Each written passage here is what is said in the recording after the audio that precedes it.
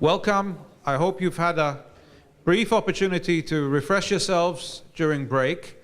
And I certainly needed some refreshments after such an interesting panel, such a provocative panel, which certainly as an Israeli made me quite worried to hear. But that's the great thing about the BESA conferences, that we present all sides as they are. And it's very important.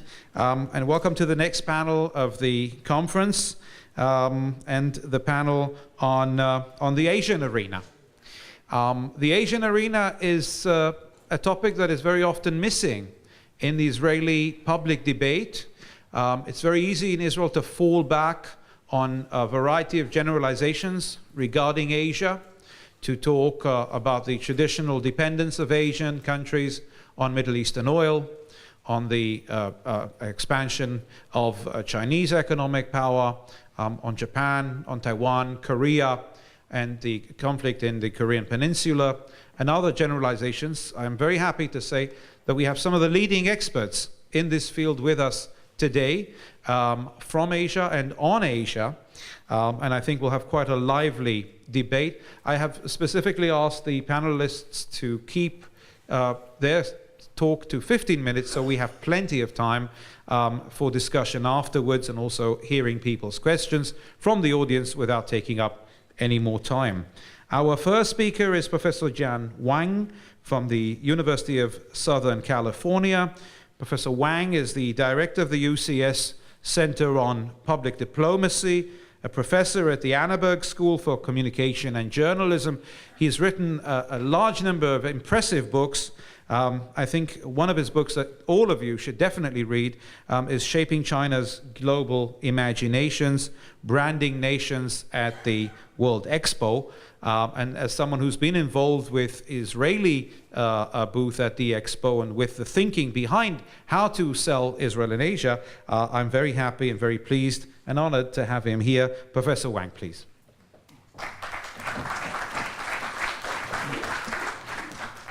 Thank you very much. Good afternoon. First, thank to BESA for the invitation. I'm very delighted to be here and to return to Israel for my second visit. As in the introduction, it was mentioned that I direct the Center on Public Diplomacy at the USC, at the University of Southern California. So our center, the mission is to advance this practice and also the study of public diplomacy. What we believe is that global communication and international security are at the heart of public diplomacy and modern diplomacy. So my presentation focuses on China's perception of the United States in recent years. And I would like to discuss several issues under this topic in 15 minutes. First, why does this issue matter? And second, to say a little bit about what is the Chinese image of the United States. And third, what is actually the reality.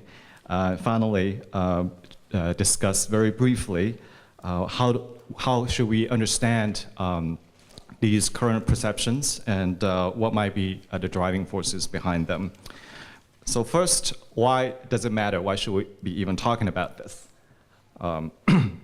So the US-China relations is arguably the most consequential bilateral relationship of our times for both countries and the rest of the world.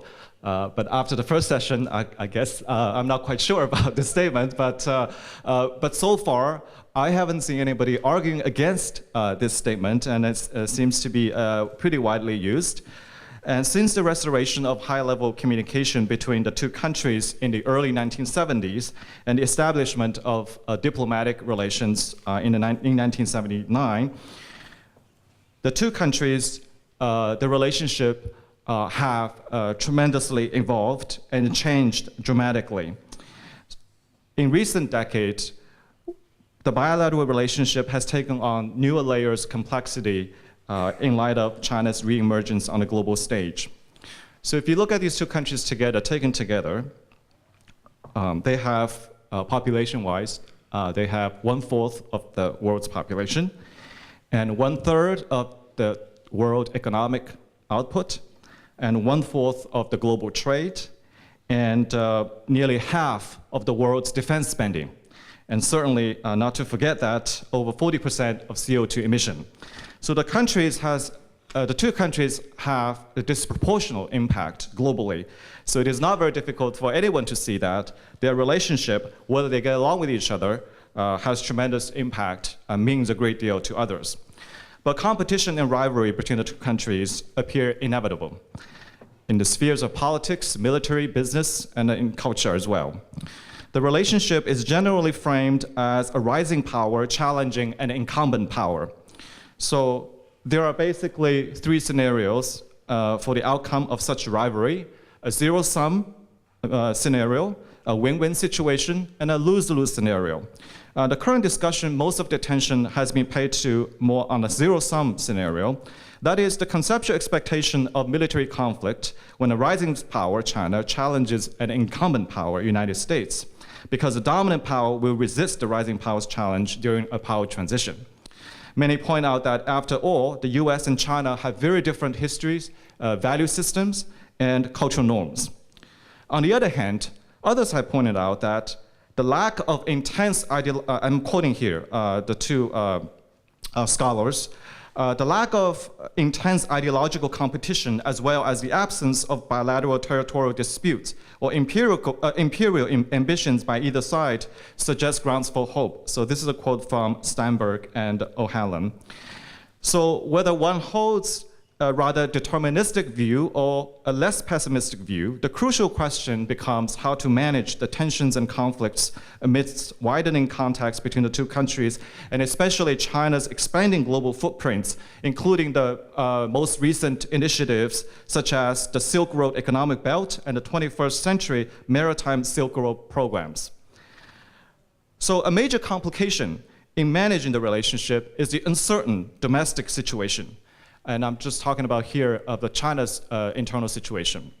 So China faces grave challenges domestically. When you talk about the growing inequality, corruption issues, to environmental degradation, mass urbanization, and the demographic challenge in the next 20 years, China faces this huge problem with the aging of population because of the one-child policy was implemented in the late 1970s and through the 80s. And certainly also the ethnic strife in certain parts of China. So all of this are happening in a fast-changing and more decentralized China with the world's largest emerging middle class, 700 million in 2020, according to one projection. That's double the size of the US population. And this rising middle class will have significant implication on China, how China conceives its relationship with the world. And as well, the world's largest social media space, 750 million active users in 2015, according to a McKinsey report. In other words, the domestic forces and conditions are in flux, volatile, and China's prospects are indeterminate. That's why, how Chinese public perception of the United States becomes ever more relevant and significant. In other words, the positive perception of the US by the Chinese public has strategic value. It creates an enabling environment in which both countries can pursue their political, economic goals and policies and collaboration in the global arena, whereas a negative image nurtures a disenabling opinion environment. And if you think about if it is an inflamed Chinese public perception of the US, we certainly put lots of pressure on the Chinese government as well as the United States government, thereby leaving very little room for policy maneuver and implementation. So how do we gauge a country's image? And this is the kind of the framework. I'm not going to explain sort of in detail, but I only choose one aspect, which is the public opinion polls, and just highlight three findings. One is the favorability ratings we often use, and the Chinese perception of U.S. global roles, and the Chinese perception of U.S. soft power. So in general, the Chinese believe that United States is the most important country for China and for the decade going forward. and well ahead of Russia, Great Britain, and Japan. So this was a survey conducted by Committee of 100, which is one of the leading Chinese-American organization in the US in collaboration with one of the major polling firms. And if you look at the perception, favorability ratings that we often use, you look at the Pew Global Attitude Survey. So over the last decade, the Chinese favorable views of the United States fluctuated within the range of 30% to 50%. So I put I wanted to highlight the last 2 years because there have been a lot of kind of media commentary about how the views have worsened, because of the tensions between the two countries. But if you look at this in 2013, it is 40%. It's a decrease. There was a decrease, but this year it came back to 50% again. So I want us to see these public opinion polls in a sort of a larger context, in a longitudinal way. That's when the public opinion polls become very meaningful. So it kind of fluctuates in that range. And there are several other polls dealing with some of the similar sort of favorability ratings and how you see the United States in general. So the Committee of 100 poll says 56% of the Chinese think that China should trust the United States only a little or not at all, which means that there is an issue of lack of trust in the United States on the Chinese part. The Pew Global Attitude Survey, most recent one, also found that Chinese view the US as a chief threat while see Russia as a chief ally. And I also include here a Global Times survey. Global Times, some of you may know, is one of the very vocal Chinese newspaper. And so they released a survey shortly after when Chinese president met with President Obama at the Edinburgh retreat in 2013. The survey says 53% of Chinese in 7 cities consider the US an ally, or at least friendly. I include this as sometimes you can question the methodologies of these polls, but in China, just by releasing this poll, also the narrative also suggests the intentions, I think, or what the government's intentions and what they hope that the public would also see in this relationship. A couple of other things regarding how the Chinese view the United States. In terms of the global role, the BBC poll shows that, asks the question, do you think the United States mainly have a positive or negative influence in the world? And in China, it says the United States mostly have a negative role. And how much does the US take into account China's interests? This is a Pew Global Attitudes poll. A great deal, fair amount, it's 50%, not too much, it's 40%. So when you look at all of this, you may see that it's kind of mixed. It's a mixed bag. And as we all know, opinion polls are really dependent on when the polls were taken, and it can swing very widely depending on the events and the news media coverage. A couple of other things.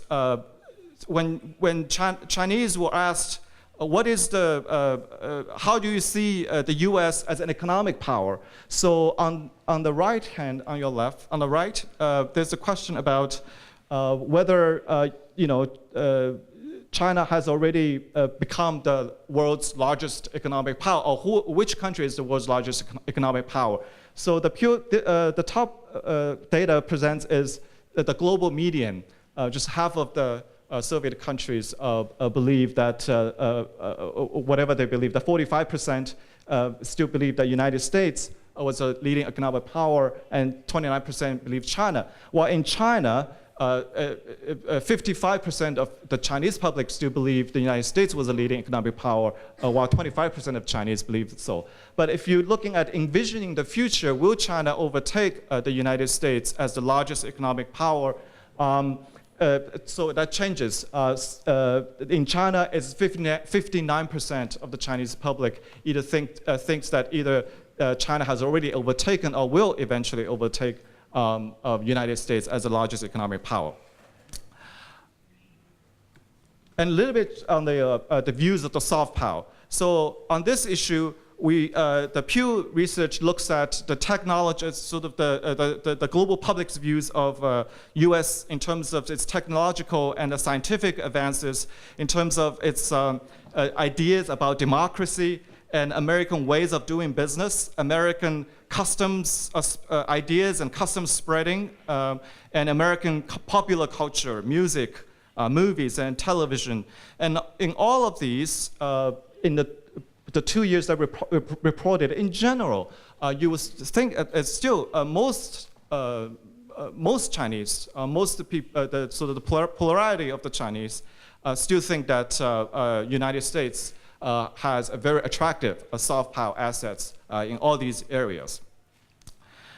So these are what sort of the public perception and what they tell the pollsters. So what are people actually doing? The US has become a go-to destination for investment, tourism, and study.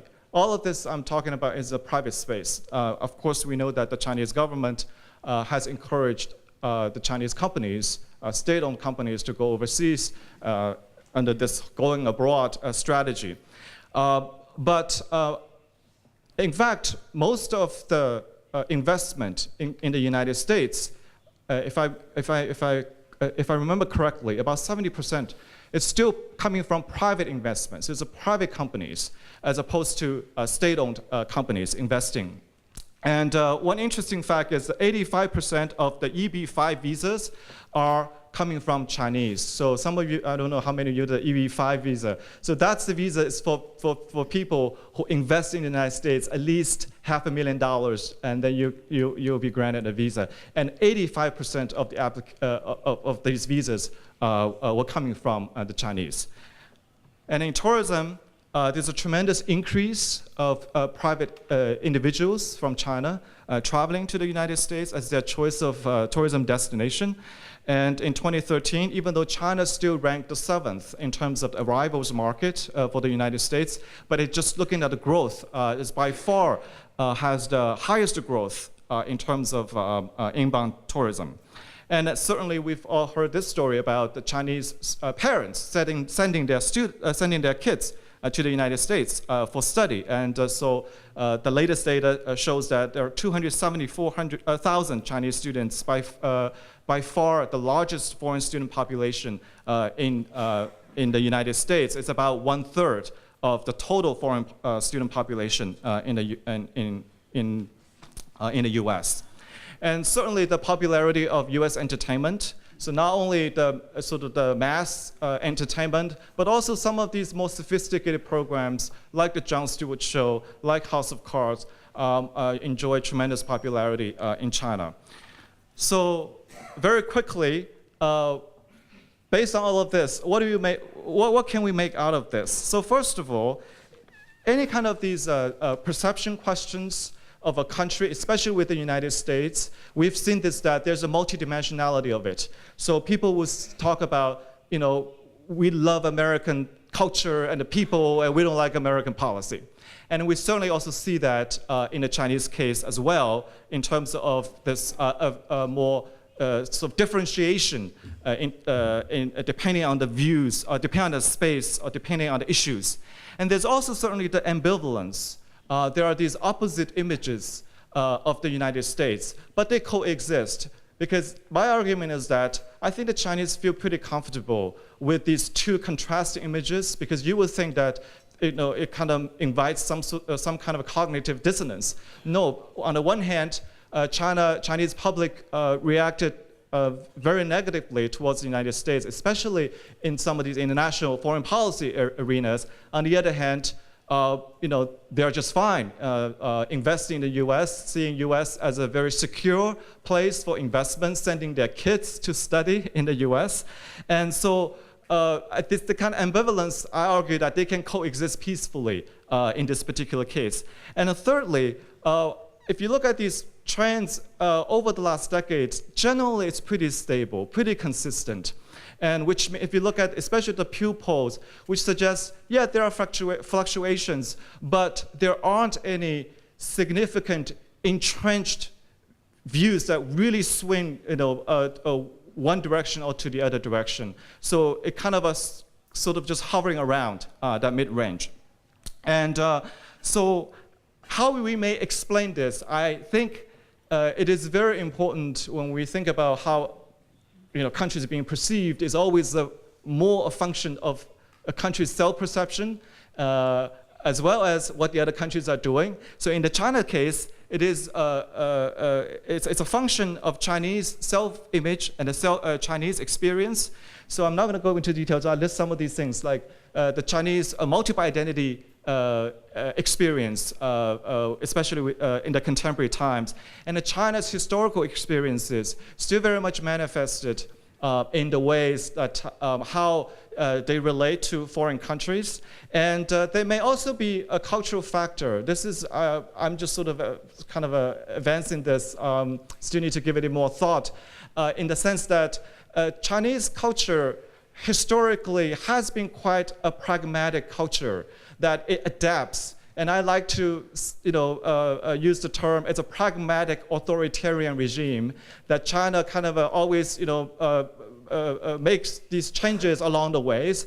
And therefore, despite there are significant tensions, and most recently, as you have seen in the South China Sea and the East China Sea, that the government, the public opinion is also a reflection of what the government is doing domestically, and is able to kind of manage this so that it's not getting out of hand, especially the relationship with Japan, that we have seen this over the last decade, that there were periods of very inflamed public opinion environment, and how the Chinese government, trying to, on the one hand, to enhance their legitimacy in front of the Chinese public, by taking a very strong stance, but on the other hand, trying to maintain the sort of the status quo to ensure a friendly, a stable environment for China's economic development. So I'll stop here, and we can have more discussions on this. Thank you. Mm-hmm. Thank you very much. Thank you very much, Professor Wang. Our next speaker is an old colleague from the BESA Center, Dr. Alon Levkowitz. When I say old colleague, I don't mean chronologically old, certainly not. Alon is specializing in Korea, and wherever Korea is discussed in Israel, he is the man to listen to. He teaches at Bar Ilan and at the Hebrew University in Jerusalem on Korean politics, Asian security, and international relations. Has published a great number of articles on this, and he will speak about the Seoul-Washington alliance.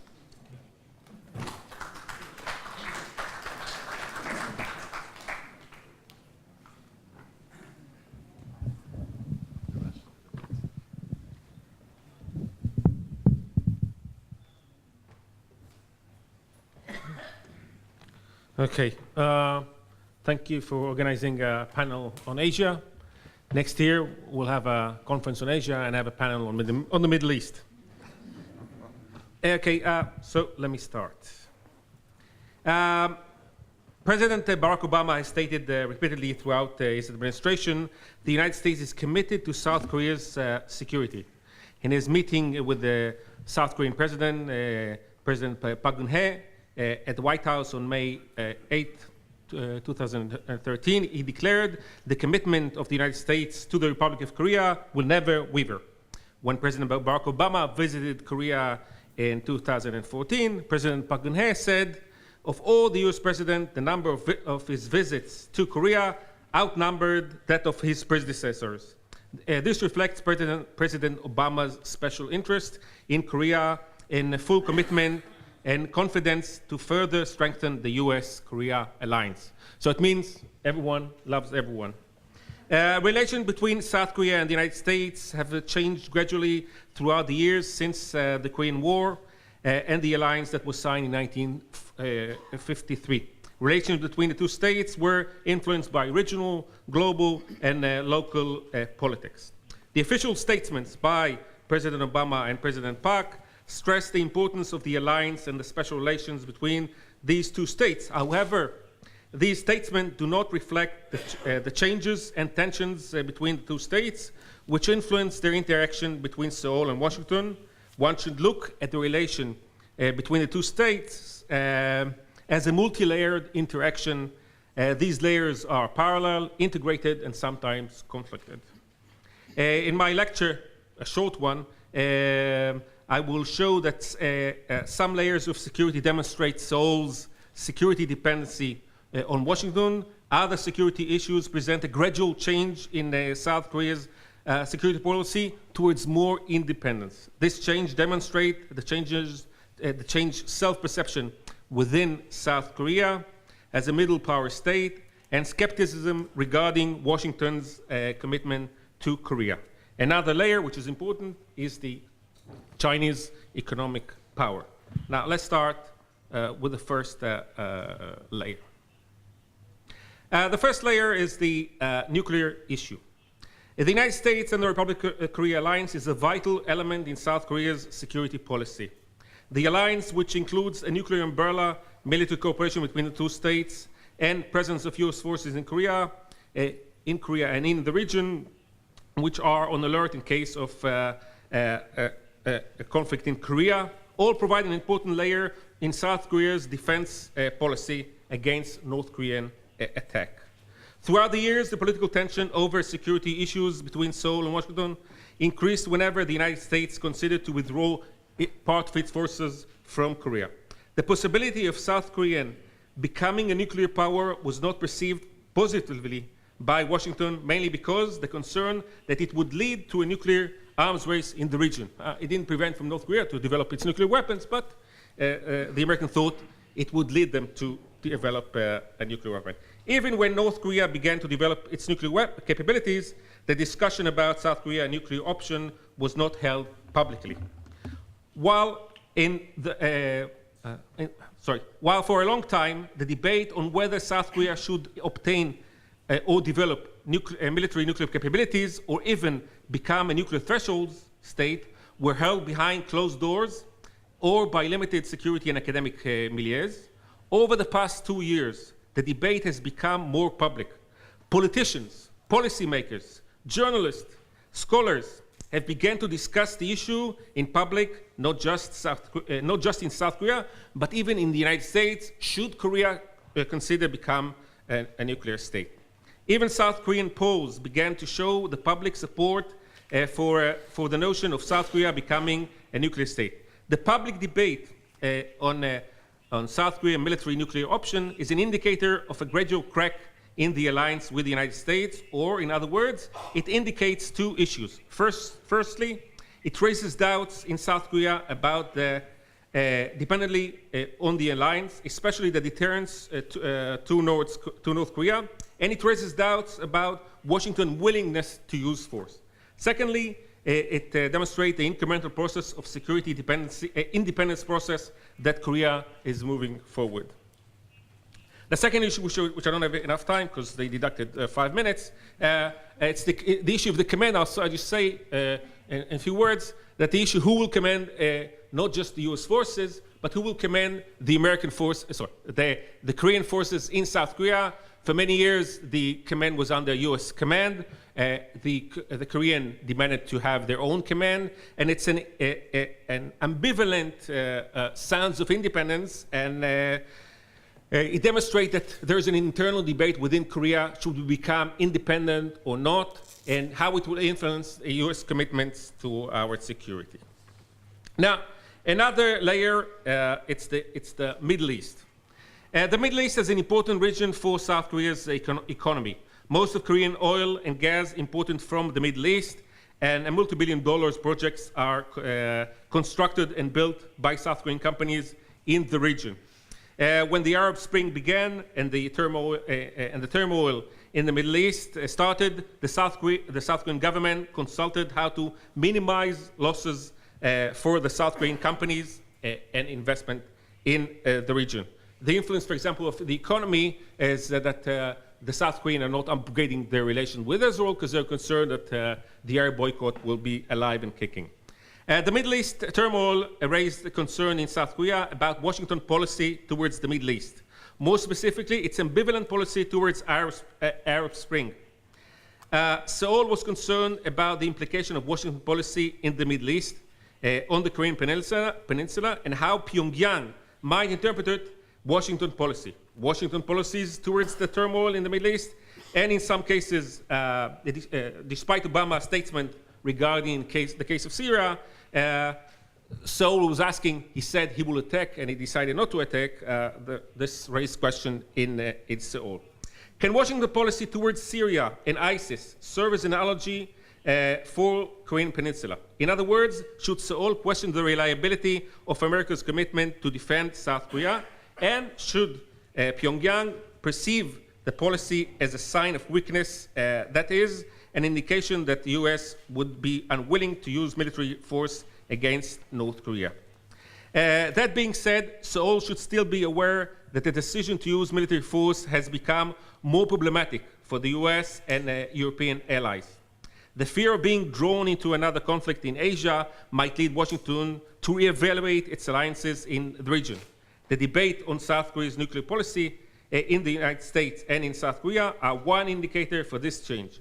An incremental change has already begun with a change of command and redeployment of American forces in Asia. However, Pyongyang should not interpret Washington's serious policy as a sign of weakness. President Obama has stated repeatedly throughout his administration that the US is committed to South Korean security, even with the disagreements between Seoul and Washington over Pyongyang policy. Now, the last issue is the Chinese rising power. James Carville, Bill Clinton's campaign strategists coined the term, it's the economy stupid. Well, he said it's the economy. But anyway, stupid sounds better.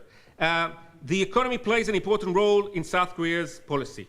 As an export-oriented economy that depends on foreign markets, the role of the economy in South Korea's foreign policy decision making is very important. The United States-South Korea's relations are based not only on security, but on economic interests as well. Until 2003, the United States was South Korea's biggest trade partner, but since then, as the trade, you can see the figures, but not here, China has become South Korea's biggest trade partner.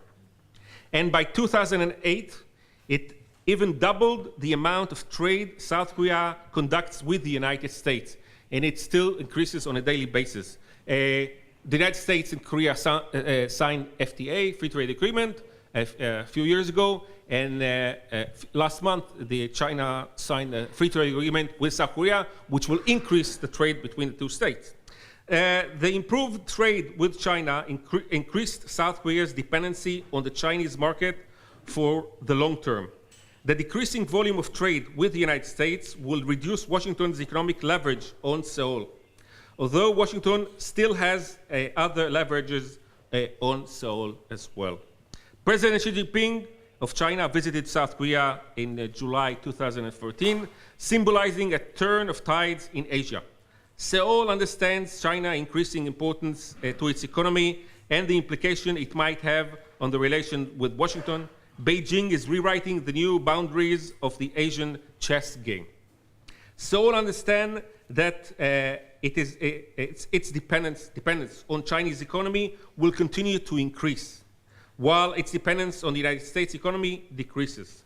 The increasing dependence on China's economy might affect other layers, such as the relation with North Korea, where Beijing has a leverage on Pyongyang and serves as a balancer versus the rising concern from Japan's changing economic policy. I might say that economic interest might serve as a pacifier towards North Korea. Conclusion. The alliance between the United States and the Republic of Korea is stable for the time being, but Washington's risky policy in the Middle East and its reluctance to use force during the Obama administration raises doubts in Seoul about Washington's commitment. This does not mean that Seoul might consider abandoning the alliance, but it might lead Seoul in the long run to change its defense policy, to change, 1 minute? Okay. You're deducting minutes all the time. This does not mean that Seoul might consider abandoning the alliance, but it might lead Seoul in the long run to change its defense policy within the boundaries of the alliance itself. South Korea might consider pursuing a more independent defense policy in the long run that might include nuclear capabilities. If Seoul perceives the United States deterrence is not effective enough towards North Korea. In the meantime, South Korea is aware of its security dependence on the United States, which is why the Republic of Korea is trying to pursue a more relatively independent security policy while concurrently continuing its dependence on the United States for its security. The rise of China is changing Asian region and the chess game between Washington and Beijing. The increasing trade volume between South Korea and China and the decreasing trade with the United States will influence the dominant role that Washington has played in Seoul throughout the years. Seoul will have to find a way to balance between Beijing and Washington without allowing China and the United States to use their leverages to force Seoul to tilt to one of the sides. Thank you very much.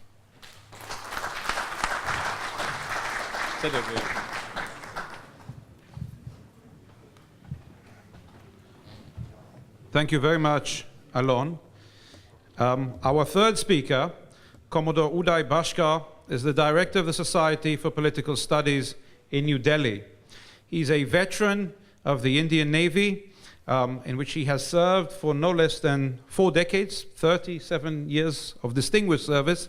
If I were to read a list of his military achievements, medals, and citations, we would be here until breakfast. And so I've asked for his forgiveness for doing it very briefly.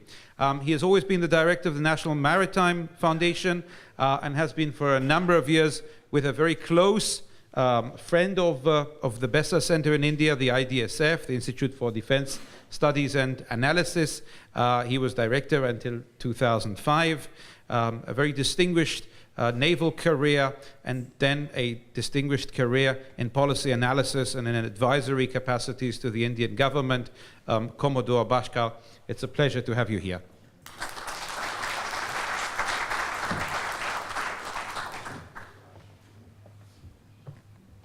Thank you, Chair. That was a very generous introduction. Good evening, ladies and gentlemen. And at the outset, I'd like to thank Professor Ephraim Enbar and BESA for enabling what I call as my first visit to Israel. We'd been talking about this for almost 20 years since we had our first interaction between the BESA and the IDSA, but I'm glad it's happened now. I'll try and frame my remarks. You know, when Ephraim had asked me to send in a paper, we all agreed on the panel that he's a terrorist when it comes to organizing conferences and making sure that panelists submit their papers. So I gave in a very long and what I call as a tedious paper of 7,000 words on the Indian perspective on US political leadership and its foreign policy. But I thought I'd shape my remarks a little bit after hearing the first panel and my colleagues just now, which is the image of the United States, which I think is the larger subject under discussion, and definitely from one Indian's perspective, and you know, we have 1.2 billion. I thought I'd make the broad observation first that while there is a general, what you might call as a dominant refrain, that the United States is now declining, quote unquote, and that it is China which is on the ascendant, I'd like to make the first broad proposition that the view from India is a little more, shall we say, sympathetic or positive as far as the United States is concerned. And as of now, the very fact that India has invited President Barack Obama to be the chief guest at the Indian Republic Day. India has been calling chief guests to its Republic Day parade since 1950. And it's a very major kind of a political and diplomatic decision as to whom you call. But for almost 65 years, we were clear as to whom we would not call. It was the US president. But for the first time, the fact that President Obama has been invited, and all of this was done on Twitter between Mr. Modi, our Prime Minister, and Mr. Obama, is an indication about the current perception of the United States in India. So I thought I'd put that right out on the table, and perhaps we could take it up in the Q&A later.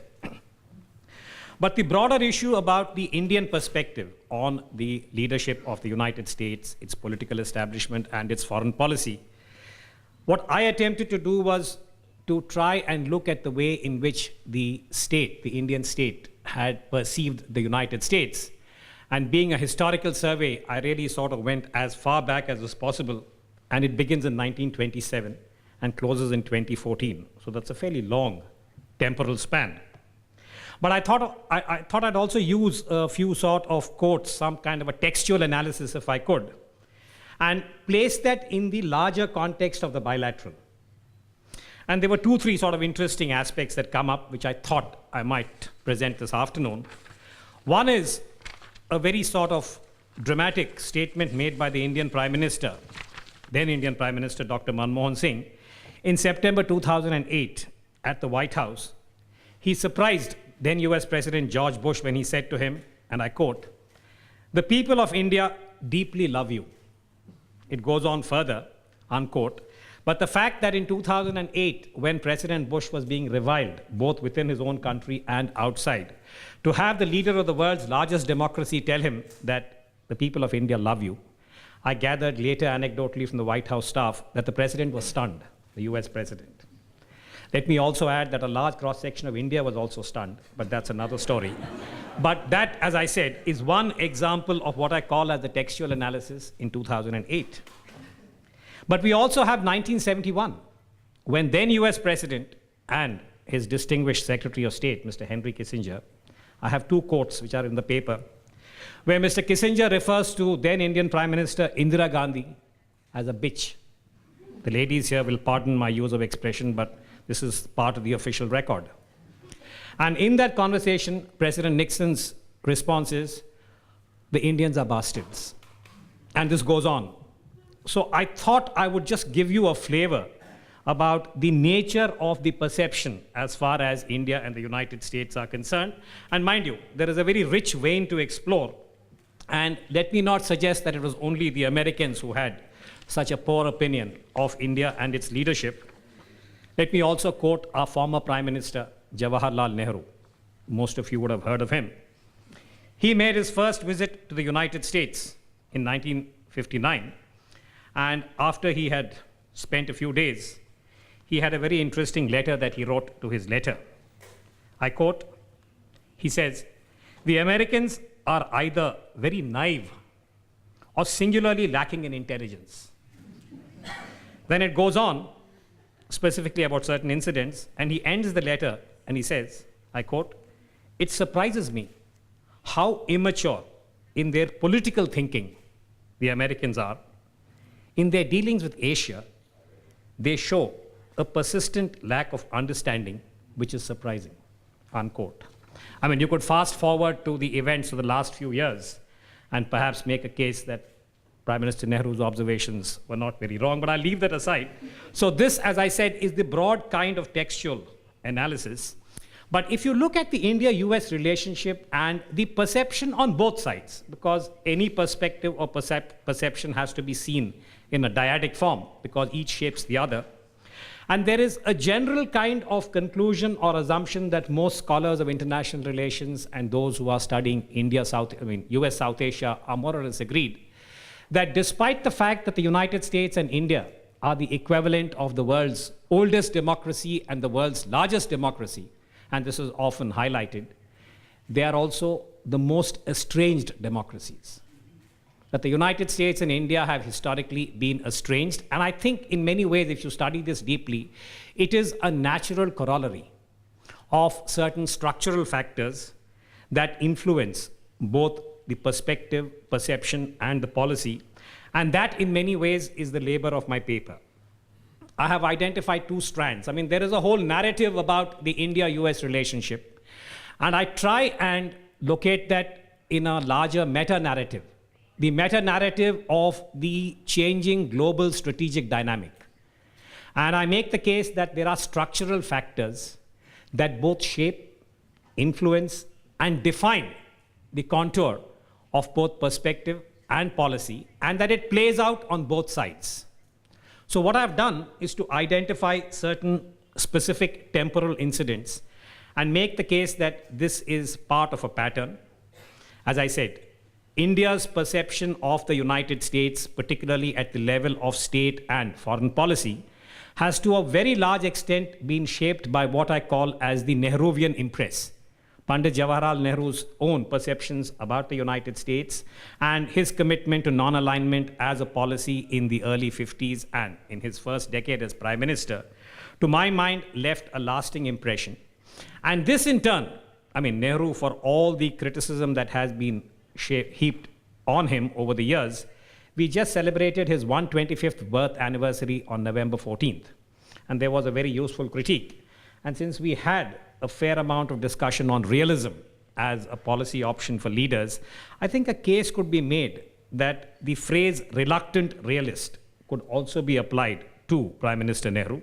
And in that sense, the perspective, the perception of the United States in India from the Nehruvian time to now, I believe has been a very important driver as far as India is concerned. And concurrently, the structural factors, the prevailing regional and global strategic dynamic also limited the perspective, the perception, and the policy. And I cite two examples. One from the Indian side, the 1962 war with China, that there was a certain perception about the United States for India from 1947 to 62, soon after we became independent. And in that period, there was also an aspiration, the Nehruvian aspiration about an India-China entente, the Asian century. And all of that was put paid to with the 1962 October War. And at that time, I think if you look at the communication between Prime Minister Nehru then and President Kennedy, you get a sense about what I call as India's vulnerabilities and the manner in which that shapes both perception and policy and how that plays out in subsequent years.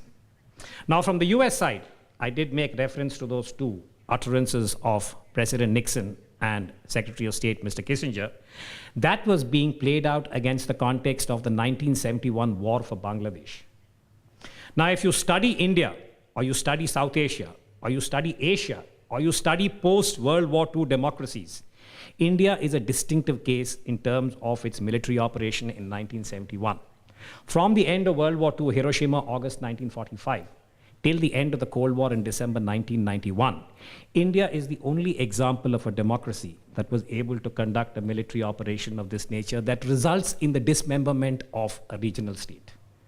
Now, this in turn can lead to a detailed discussion about strategic culture, India, etc. So this is contrary to the usual perception about India as not being able to use military force. But at that time, if Indira Gandhi was called a bitch and Nixon called Indians bastards, the Indian sort of, shall we say, image in the United States was also being shaped by the Cold War. The compulsions that drove US South Asian policy at that time, actually I should say Southern Asian policy, because China, Pakistan, India was part of a very complex matrix at that time. And this, as I said, is the second issue that I had highlighted in my paper, that the nature of the strategic dynamic was shaping policy and perception for the United States also. The other issue which I have identified in some detail is what I characterize as the nuclear nettle. That India's perception about the United States and vice versa was to a very great extent shaped by the nuclear factor. In the early years, India and the United States seemed to be on the same side in terms of making a case for the peaceful use of nuclear energy, but all of that was relegated soon after the first phase of the Cold War and the Cuban Missile Crisis. And then you find that the United States pursues a certain nuclear policy.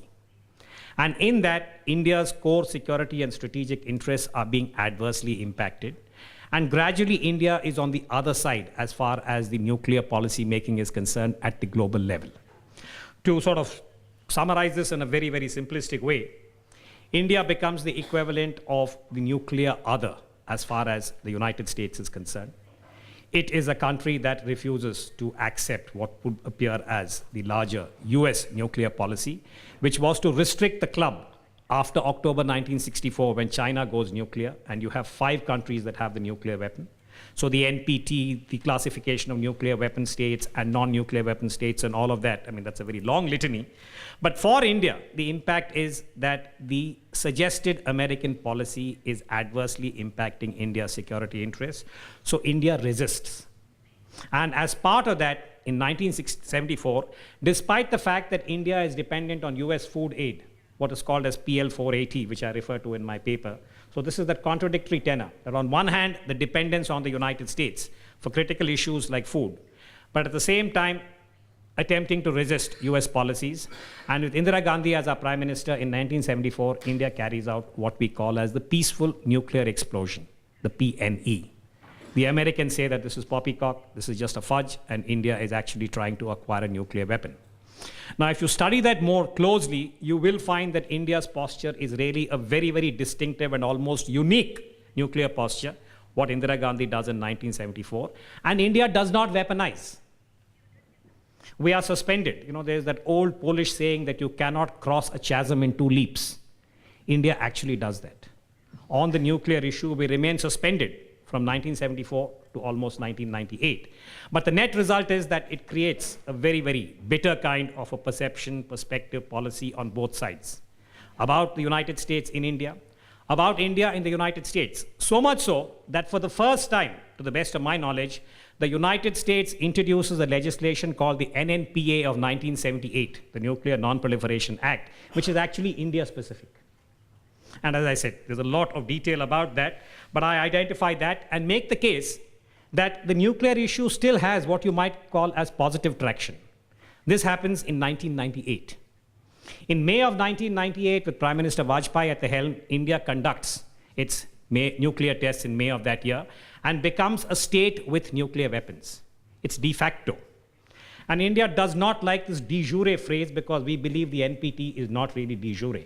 It is a policy that, or an agreement that the United States and the 5 nuclear weapon powers had introduced, and most countries have agreed to. But India is a country, a state with nuclear weapons. And again, if you see the text of the India-US diplomatic exchange at that time, the relationship goes as far south as is possible between any 2 states. Madeleine Albright is the Secretary of State, and some very, very rich and colorful diplomatic language is used in terms of how United States seeks to sanction and penalize India. This happens in May of 1998. But interestingly, and this is one of the characteristics of the India-US relationship, that they are both responding to the structural factors, the reality of the global dynamic, the global strategic dynamic. That in less than 2 years, by the time you come to March of 2000, Bill Clinton, the US president, is visiting India on a 5-day visit. He addresses the joint house, Indian Parliament, and the kind of adulation that he receives from the Indian parliamentarian, the lighter vein quip is that if Bill Clinton had stood for an election in India, he would have won hands down. I mean, that's the kind of adulation that the US president received. And it was an important indicator of what you might call as rearranging the relationship between India and the United States. And in many ways, the nuclear issue does play a positive role because the US perception about India is undergoing a change. This is 2000, the beginning of the new millennium. India's economic reforms have kicked in, and there is a sense that the Indian economy is now growing, and the United States also reviews its policies. But the real breakthrough, the reason why Prime Minister Manmohan Singh had said to President Bush that the people of India love you, comes about in July of 2005, where President Bush, for all the negative characteristics associated with him about being, quote unquote, a dumb Texan, someone who didn't have a passport, who didn't travel outside of the United States, etc., at some point in the first term, he came to the conclusion that the United States needed to rearrange its relationship with India in a fairly radical way. And he does this in July of 2005 by signing what is called as the Civilian Nuclear Agreement. And what it does is to accord unto India a certain exceptional status within the framework of existing global norms and global policies. And that takes 3 years, and it's actually realized only towards the end of 2008. But in my paper, I make the case that that was the real breakthrough. And post 2008, there is what you might call as a new perception, a new perspective, and new policies as far as India and the United States are concerned. And that the future has many possibilities, but I introduce a caution, saying that will the past be a guide to the future? Meaning that India and the United States have fairly well thought out security and strategic interests. And I often make the case as a security analyst in India that despite all the bonhomie, despite the fact that President Obama is coming to India for Republic Day in Jan of 2015, India and the United States, natural allies, natural partners, all kinds of colorful language has been used by both sides. I make the case that their security and strategic interests cannot be convergent. There can be a correspondence, because India and the United States are democracies, there is a shared value. But they cannot be convergence, there can be a correspondence. And the challenge for both countries, as I say in my paper, is how they are going to address the current challenge, and this is where I believe there's a relevance for Israel, about the nature of the challenge of terrorism as the global community is now trying to come to terms with. We in India have a complex challenge, so does the United States. And just as the nuclear nettle took almost 4 decades for a modus vivendi to be arrived at, for the square to be circled, I suggest that terrorism will be the new challenge. But I believe that both countries would have a far more comfortable relationship now than they had in the past. Thank you.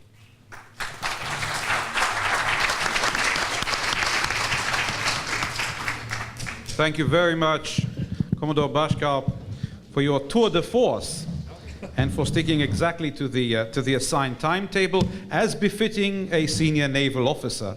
And given the extent of Indian-Israeli naval cooperation, I think we will follow in that tradition.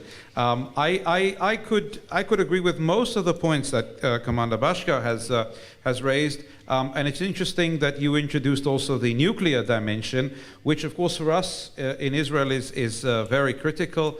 Both our countries have suffered from terrorism for a great number of years, but still perceive the nuclear issues to be not only central but fundamental for the security of our respective countries in the region. And I think that's one of the numerous elements that bring us together across both sides of the Arabian world, if I were to put it this way.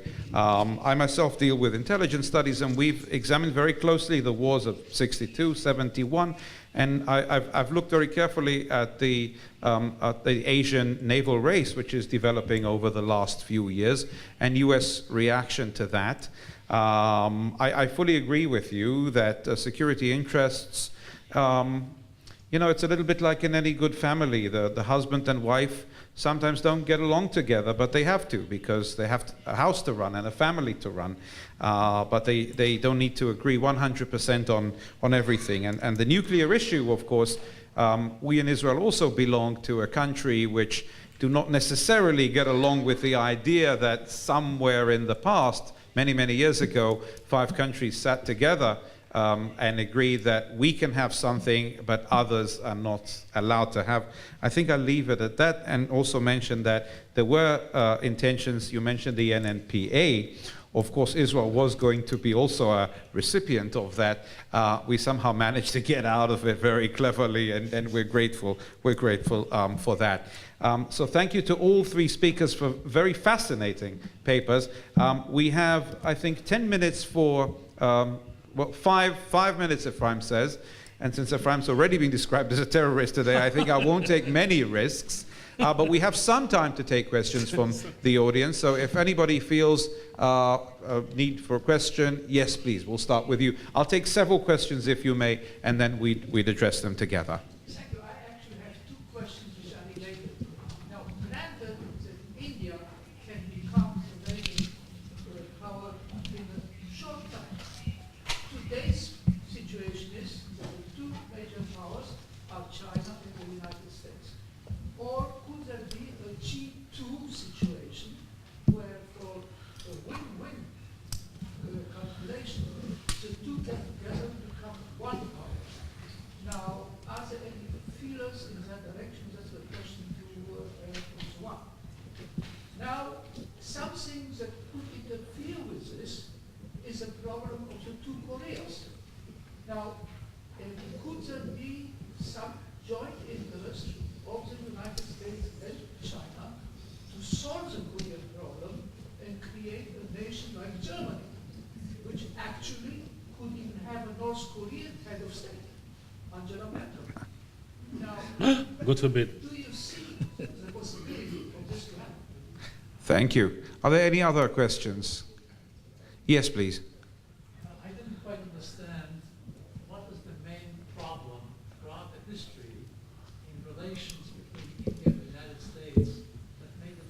difficult to arrive at a closer relationship. It was not clear from the presentation what were the main problems. Thank you. If there are no more questions, I'd ask the speakers to... Oh, I'm sorry, I didn't see you. Are you? Please. Just to add to this, I think that the Commodore did not mention the word Pakistan, or maybe, still I would like to almost mention it.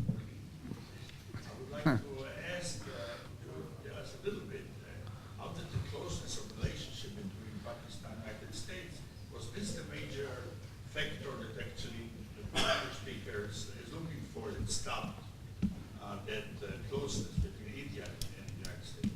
Thank you very much, Arye. I'd ask the speakers to answer in the order they spoke. Professor Wang, please.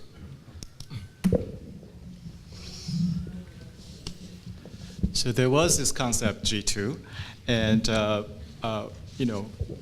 I talked about the U.S.-China relations or the Chinese perception in a bilateral context, but certainly we need to look at a much broader multilateral context. There are two things that probably two conditions are needed in order for whether that G2 concept to be materialized. One is that the United States and China need to see whether their interests kind of converge and their core interests converge, and then the rest of the powers are not strong enough so that you have two major powers have the incentive to collaborate, and then the rest of the powers in the space are not strong, or either strong but don't have incentive to play a bigger role. But I think right now it's not like that, because we do see the international system is more distributed, and so there are other powers kind of emerging. Although China has been the most talked about, we talk about India, you talk about Russia, and all the others. So that's one condition. The other condition is really on the part of China. I don't think China is ready and to take any kind of a leadership in that way, and because the Chinese policy has been to focus on the domestic challenges, and so they're trying to shy away from that. But on the other hand, because China's sort of impact is so much globally felt, so China is taking a little bit more leadership. So that most recently, the Chinese president outlined his strategies. Basically, there are four strategies. It's a four-pronged strategy. So one is to take care of the neighborhood. So he talks about neighborhood diplomacy. And he talks about need to come up with a framework to deal with the major countries. So countries like Germany, these major powers. And then he also talks about need to strengthening China's alliance with the developing world. And the fourth one is really the biggest one, is sort of the concept that new superpower, the two-power relationship. But I'm not quite sure to what extent the United States sees that way. So, but at least that's what he has kind of outlined. But for now, I don't see China is ready to go in a direction with the G2. Thank you. Alon, please. Joining forces doesn't serve the military industries, because having this tension allows both states to invest more money in defense projects. So that's why they prefer the conflict. Now, a question about the Korean Peninsula. During the Cold War, both states preferred a two-state solution, means North Korea and South Korea. They now changed their perception. They support the idea that in the future there might be a unified state. But the problem is economy. From the South Korean perception, a unified Korea is an economic nightmare, because they watched what happened in Germany, and they think how much would it cost them, and they prefer a two-state solution that will postpone the unification for the next generation, 20, 30 years, but it might happen tomorrow, no one knows. But, so economy will influence the unification between two states. And as I said, China and the United States are trying to pacify the North Korean in order not to prevent a conflict within the Korean Peninsula. Thank you. Commander, please. You know, on all these three questions, one brief comment each. One is that since you raised the G2, just as a matter of interest, from the Indian perspective, the possibility that the United States and China might form a G2 at some point is something that would be of great interest and concern to India, but I'll leave it at that. On the other two questions, let me elaborate. I made this point at the beginning saying that the reason why India and the United States are estranged and have been estranged for almost 6 decades is because they have divergent security and strategic perceptions and policies. I should have perhaps gone to some detail, but very briefly, when you say why is it that India and the United States did not get closer, I see two principal reasons. One is at the time of the Cold War, Prime Minister Nehru was very clear that India would remain non-aligned. And that is something that caused great dismay in Washington. And if you remember, Secretary of State then Dulles had even said that this policy of Indian non-alignment is immoral. And my paper has a little quote about Dulles and his view about Nehru. And that was one reason. The second, from the Indian perspective, was Pakistan, what Ambassador had said. That in 1948, the quote that I read about Nehru saying that Americans are immature, cannot think, etc., was in relation to the US policy on Pakistan, when India had referred the Kashmir issue to the United Nations. And the United Kingdom and the United States were applying pressure on India and trying to equate India and Pakistan in the Kashmir issue, which caused Prime Minister Nehru a lot of anguish. That was the beginning. And on each major security issue, after Pakistan, there were other issues where the formation of military blocs in Asia, CENTO, SEATO, etc. Nehru felt that it was something that was not desirable both for Asia and India. So there were a number of these issues, and they peak, and that comes to the ambassador's question, where Pakistan becomes the equivalent of the casus belli for both India-US, where the American endorsement or empathy and support for Pakistan as part of a larger Cold War policy, the opening up to China, and even after the end of the Cold War, that the United States invests in the Pakistani army, the Pakistani military, because that is part of American priority and policy. We in India continue to see this as a Faustian bargain, saying that America was mortgaging the long-term interest for the immediate short term. And we believe very strongly that American support to the Pakistani military results in this proxy war of more than 20 years for India, where we are facing terrorism. And Mumbai 2008 is an example. And even now as we speak in 2014, we just had an attack 2 days ago on Friday, where we lost a lieutenant colonel of the Indian Army and some troops. And we see this as part of a continuing challenge, and that the United States, for its own reasons, is allowing the Pakistani military to target certain terrorist groups, the so-called good jihadis and the bad jihadis, and is not able to prevail upon Pakistan to target, say, the Haqqanis in Afghanistan or the Lashkar in India. So that's the issue. And that, Ambassador, is part of the second part, the conclusion of my paper, saying that this is going to be a problem of dissonance between India and the United States, how they perceive Pakistan. And it's a major politico-diplomatic challenge for India, because China and the United States, for their own reasons, are empathetic to Pakistan. China has provided nuclear weapons and various other WMD capabilities to Pakistan. We believe that Pakistan and China together have therefore used the nuclear capability to enable terrorism. And there are, subtext here for Israel and the Middle East, that we are experiencing what we refer to as terrorism behind the nuclear shield, or a state using nuclear weapons to enable terrorism. And these are, policymakers in Washington know this. I've had myself conversations with senior American officers in the military. And I think America is also trying to deal with the dilemma where US aid is being used or channelized to the Pakistan military, which in turn kills US troops. So it's a very sort of complex Faustian bargain that the US has got into. But the fallout of that is something which I think will challenge the India-US relationship. Thank you very much. The recent terrorist attack inside the Canadian Parliament building reminded me the terrible attack that took place in India. And as news of that outrage was coming in, I was thinking, where would we be in the Middle East if something like that happened in our region? Thank you very much. A big thank you to all our three speakers. The The following panel begins exactly at 5:30. We have a quarter of an hour. There's food and drinks outside. Please get some refreshment. Thank you.